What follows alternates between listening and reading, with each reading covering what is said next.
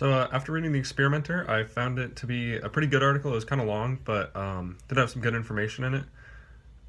In terms of what I learned about prototyping, probably the biggest thing was right in the beginning of the article that a prototype doesn't have to be a perfect final model, doesn't have to have a lot of money spent on it, it doesn't have to be really well defined and look amazing. Especially the example it gave where they were talking about a surgical tool, and it was the prototype was literally scotch tape, a film canister, an expo marker, and like clothespin. Because that's really all a prototype is you're not making the product, you're making an example of the product. So he said, oh, you need something like this, and he had the shapes down, it knew what he had to do. So you can just take the prototype and put in your actual materials, and obviously like that's not, you're not going to go from the prototype with an expo marker to a surgical tool. But in terms of talking to a client and understanding, okay, well, they need something like this, um, just build it uh, perspectively to what you have. So the cap of the marker rotates. Make sure the tip of the tool can rotate. Make sure the grip is similar to the way it's set up with the film canister and the clothespin coming down. And that's just kind of like a good life lesson. Like some of the best, like happy accidents almost. Some of the best things that are going to happen aren't the ones that you spend the most time on. Sometimes they're just going to happen. They're going to be the quickest fix. I know it's a big thing, especially in intro to engineering, that you guys aren't trying to teach us, is that it's not always the first fix, but it's also not always the most complicated fix. So obviously going with your first idea all the time isn't the best one.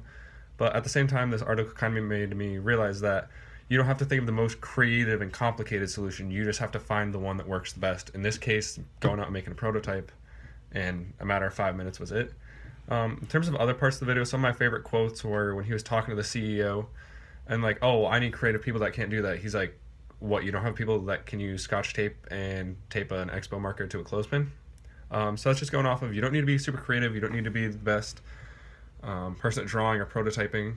I know, like, talk to architecture kids and they're really hard. Like, you actually have to be able to draw well. Well, in engineering, you just have to be able to make a prototype that works. It doesn't have to look like the prettiest thing ever, which is kind of beneficial for us.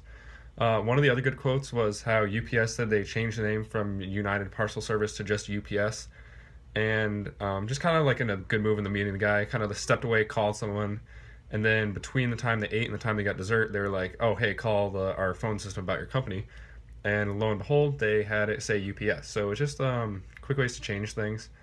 In terms of other things about prototyping, you don't always have to do it alone, especially bringing in outside people or doing your own research. So there's sometimes when one's going to work better than the other. So at the end of the article, it was talking about the kids and the ice cream.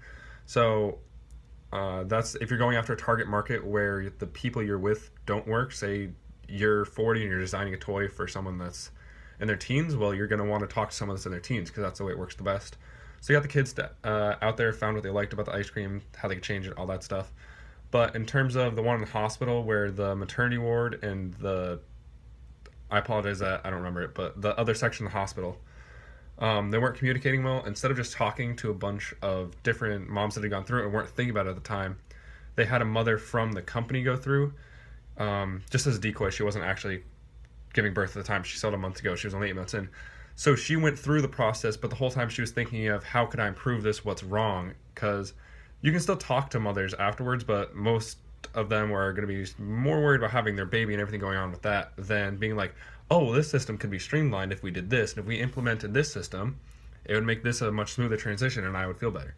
So when you're sending someone in running through where the people at the hospital don't know and they're treating them just like another person, whereas the person going through it is saying, my job is to find how to streamline and make the system more effective, that's probably the best way to do it. So the biggest thing about prototyping that I took away from this, I can't really put it into one sentence. It's mostly your first prototype doesn't have to be neat and fancy. When it gave the example of the toy thing they had, it was just that balance beam that kids were stepping on, and then they added the music into it, and then someone else took it from there. A toy company bought it and they made it into a toy that actually, like, when you stepped on it, played music. It wasn't video editing. So you just have to get your idea out there. After that is when nice prototypes come along and you keep changing, and then between each prototype the differences get smaller and the improvements get greater. And yeah, so basically just get your first prototype out there, see if it works, work from there. If you can run through something personally from an understandable perspective, you should do that. If that's not an option, find someone that is willing to go through that, or someone in that age group. And just don't model your prototypes off of something you need. Talk to the customer, talk to someone going through that situation, and work from there. Because if you're not in their shoes, you're not going to know. That's why the guy with the expo marker, he asked, are you talking about something like this? He didn't say, this is what you need.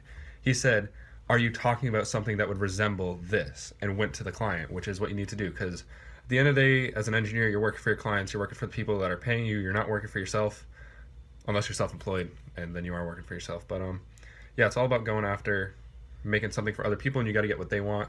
And just crude prototypes that are going to say, hey, we're going to do this, but instead of a film canister, this is going to be surgical metal equipment.